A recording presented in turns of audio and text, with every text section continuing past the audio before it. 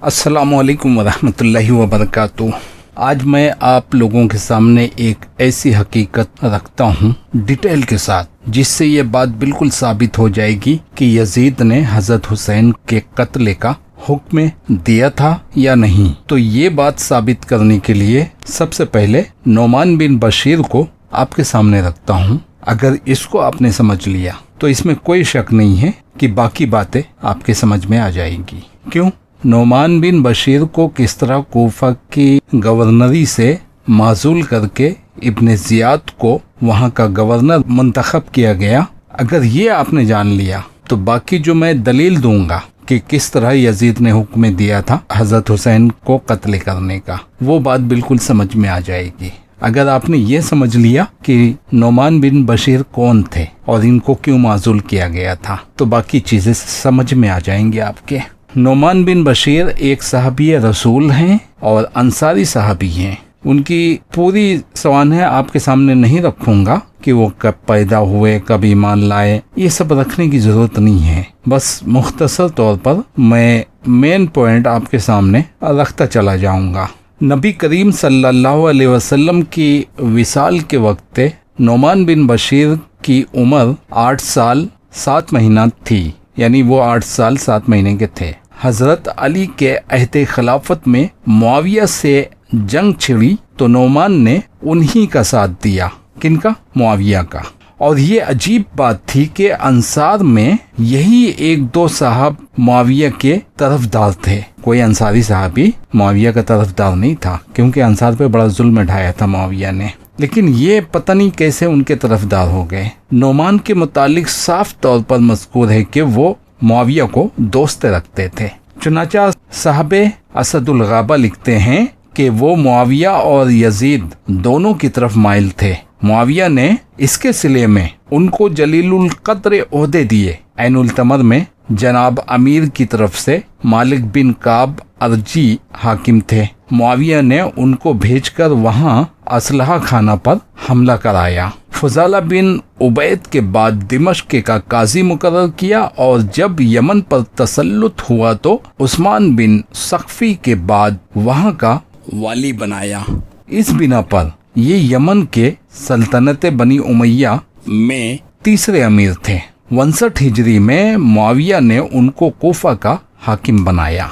अब बात बिल्कुल समझ में आ जाएगी ना? क्यों? क्योंकि मुआविया की जिंदगी में ये कोफा के गवर्नर थे। कोफा का हाकिम बनाया और तकरीबन 9 माह तक इस मनसब पर मामूर रहे। मुआविया के बाद यजीद तख्त खिलाफत पर काबिज हुआ। उसने हजरत हुसैन, हजरत अब्दुल्ला बिन उमर, हजरत अब्दुल्ला बिन जुबैर को बैत के लिए मजबूर किया। इमाम हुसैन ने बैत से साफ इनकार किया। इधर कूफा से शियाने अली के खतूत पहुंचने लगे, जिनमें उनकी खिलाफत तस्लीम करने पर बड़ी आमादगी का इजहार था। हजरत इमाम हुसैन ने मुस्लिम बिन अकील को तफ्तीश हालात के लिए कूफा रवाना किया। मुस्लिम कूफा पहुंचे तो शहर का बड़ा हिस्सा उनके साथ था। 1000 आदमियों ने उनके हाथ पर बैत की। नोमान को ये तमाम खबरें पहुंच रही थी, लेकिन उन्होंने जिगर गोशे बतूल के मामले में खामोशी ही को तरजीह दी। देखो, इसे कहते हैं सहाबी रसूल। भले ही मुआविया के दोस्त थे, यजीद के दोस्त थे, लेकिन औलाद रसूल की मोहब्बत ज्यादा थी उनके दिल में, नोमान बिन बशीर के दिल में। उन्होंने जिगर गोशे बतूल के मामले में खामोशी ही को तरजीह दी। लेकिन जब मुख्तार बिन अबी उबैद के मकान पर शियों का इजमा हुआ और नक्ज़ बैत की तैयारियां हुई तो नोमान ने मिंबर पर एक जोरदार खुतबा दिया, जो ये है: लोगों, अल्लाह से डरो और फितना और इख्तलाफ पैदा करने में जल्दी ना करो। क्यों? क्योंकि इसमें आदमी ज़ाया होते हैं, खून रेजियां होती हैं और माल गसब किए जाते हैं। जो शख्स मुझसे न लड़ेगा, मैं भी उससे न लड़ूंगा। न तुमको बुरा कहूंगा, न आपस में जंगो जदाल बर्पा करूंगा, न सूवे जन और तोहमत में माखूज करूंगा। लेकिन अगर तुमने एलानिया मेरी नाफरमानी की बैत तोड़ी, हालांकि यहाँ पे लफ्ज़ होना चाहिए था मेरी फर्मा बरदारी की बैत तोड़ी और बादशाह से मुखालफत शुरू की, तो अल्लाह की कसम, जब तक मेरे हाथ में तलवार है तुमको मारूंगा, خواہ تم میں کا ایک شخص بھی میری مدد نہ کرے، ہاں مجھے امید ہے کہ تم میں باطل کے بنسبت حق کے پہچاننے والے زیادہ موجود ہیں۔ عبداللہ بن مسلم حلیف بنی امیہ بھی مجمع میں موجود تھا۔ والی حکومت کا یہ تساہل دیکھ کر جوش میں اٹھا اور کہا کہ آپ کی رائے اس معاملے میں نہایت کمزور ہے، یہ نرمی کا وقت نہیں ہے، اس وقت آپ کو دشمن کے مقابلے میں سخت ہونا چاہیے۔ نعمان بن بشیر نے فرمایا، میں اللہ کی معصیت میں قوی ہونے سے اس کی اطاعت میں کمزور رہنا زیادہ پسند کرتا ہوں، اور جس پردہ کو اللہ نے لٹکا دیا ہے میں اس کو چاک کرنا مناسب نہیں سمجھتا۔ عبداللہ نے وہاں سے واپس آ کر یزید کو خط لکھا کہ مسلم نے کوفہ آ کر تسلط کر لیا ہے، اگر آپ کو یہاں حکومت کی ضرورت ہے تو کسی قوی شخص کو بھیجیے کہ آپ کے احکام نافذ کر سکے۔ نعمان بالکل بوڑھے شخص ہیں یا آمدن کمزور بن رہے ہیں۔ عبداللہ کے ساتھ عمارہ بن عقبہ، عمر بن سعد بن ابی وقاص نے بھی اسی مضمون کے خطوط روانہ کیے۔ یزید نے نعمان کے بجائے عبید اللہ بن زیاد کو کوفہ کا حاکم بنایا اور وہ شام چلے گئے۔ یہ 60 ہجری کا واقعہ ہے۔ اس کے بعد حمص کے امیر مقرر ہوئے اور یزید کی وفات تک اسی عہدے پر قائم رہے۔ یہ رہا نعمان بن بشیر کی معزولی کا سبب۔ سوچیں، اب میں وہ حقائق آپ کے سامنے رکھتا ہوں جس سے یہ بات بالکل کلیئر ہو جائے گی کہ یزید نے حضرت حسین کے قتل کا حکم دیا تھا اور اس کی سب سے پہلی کڑی نعمان بن بشیر کو معزول کرنا تھا۔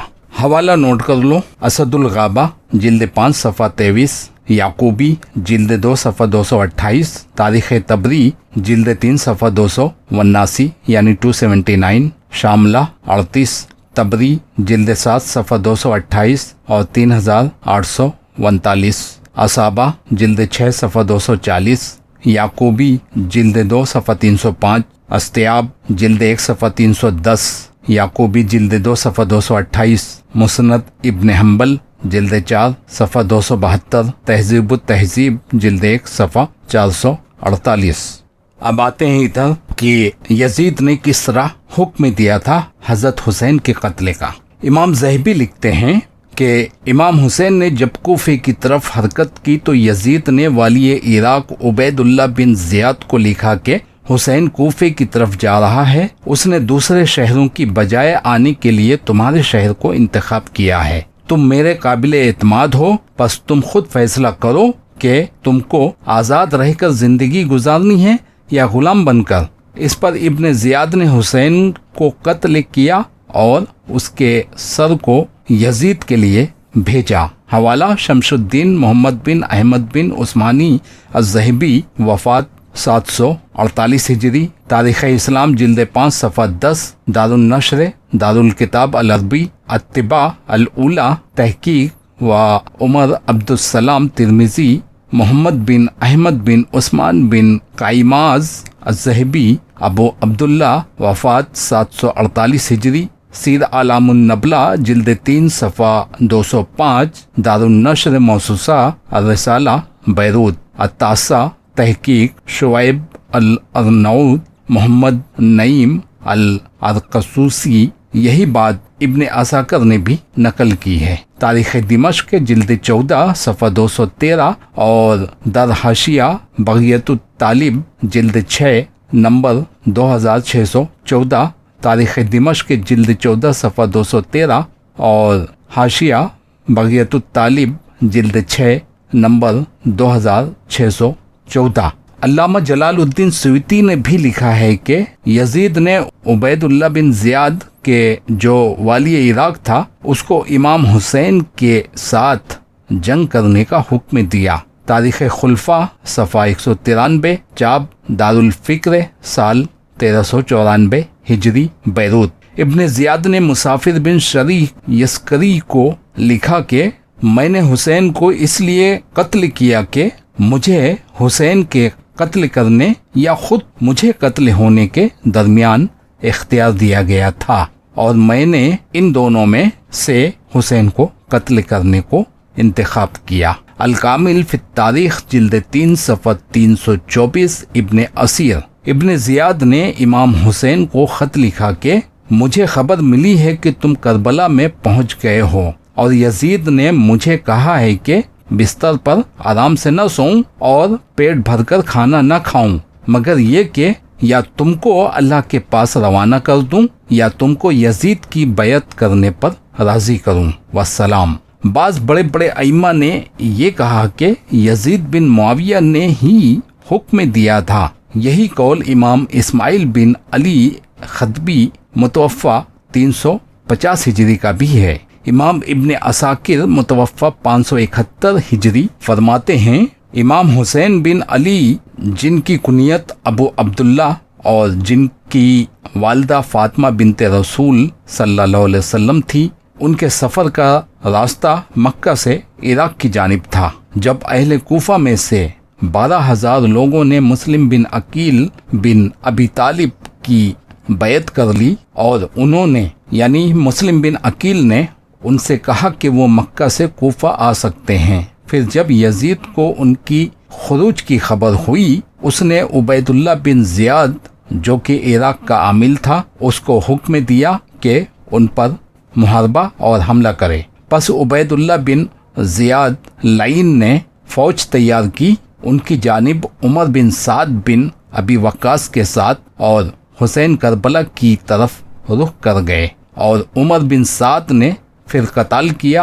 اور حسین کو قتل کر دیا۔ اللہ ان سے راضی ہو اور ان پر اپنی رحمت اور برکات برسائے، اور اللہ کی لعنت ہو ان کو قتل کرنے والے اور قتل کروانے والے پر۔ اور ان کو قتل کیا گیا 10 محرم روزے یوم عاشوراء میں سن 61 ہجری کو۔ تاریخ دمشق ابن عساکر دمشقی جلد 14 صفحہ 213 و اسنادن صحیح۔ خادم شاہ نواز دلی وہ کہتے ہیں امام حسین کے قتل کا حکم یزید نے دیا تھا۔ یہی رائے امام زبیر بن بکار متوفہ 256 ہجری کی بھی ہے۔ چنانچہ امام ابن عساکر متوفہ 571 ہجری فرماتے ہیں زبیر بن بکار نے کہا حسین بن علی نے کوفہ کی طرف خروج کیا جبکہ وہ ولایت یزید سے نالا تھے۔ یزید بن معاویہ نے عبید اللہ بن زیاد جو اس وقت عراق کا والی تھا اسے اس کے متعلق بتایا اور کہا کہ حسین کوفہ کی طرف بڑھ رہے ہیں، پس تو ان سے لڑ سکتا ہے اور حاکموں میں تجھے ان کے ساتھ قتال کی سعادت دی جاتی ہے۔